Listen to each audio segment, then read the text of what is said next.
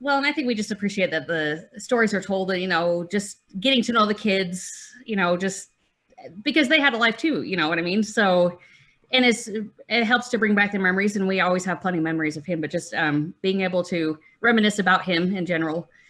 And he was always thinking of other people.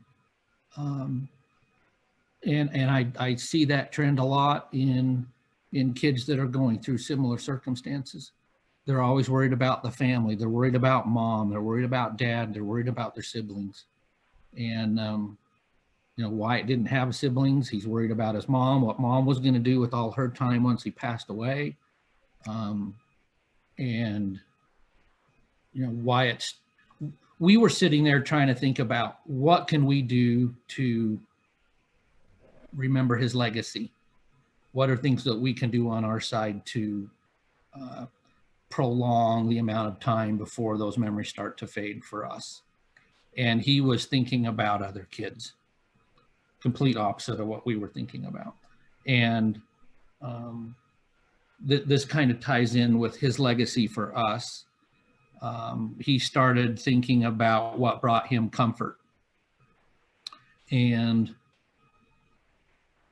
going through the experiences and all the hospital stays and all of that, at each one of the stays, he would get something, whether it was a little toy or one time we had a pillowcase on a pillow as soon as he came out of one of his procedures, or we got to the ER and they gave him a blanket.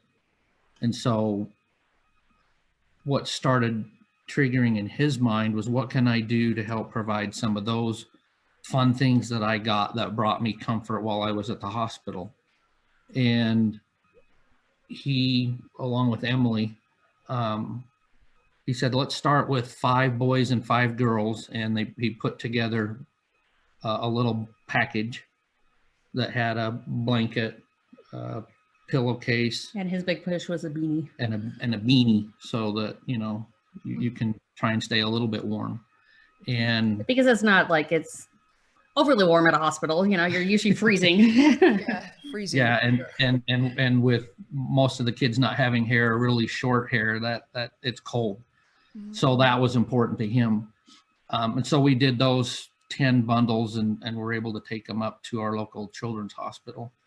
And then towards the end there, we had a neighbor that thought, what a great idea that Wyatt's already started this. What if we put an amount of bundles together that equaled the number of radiation treatments that he had gone through up to that point? And at that time it was 73. So she was like, Project 73, so she called it Project 73. And then his radiation was more than that. So she's like, Project 73 plus. Oh, that's right. Yeah. And so long story short is we've started a 501c3 foundation in Wyatt's name. And the name he picked was Wyatt's Comfort Bundles. And so through a lot of help of other people, and Emily is the one that runs it all.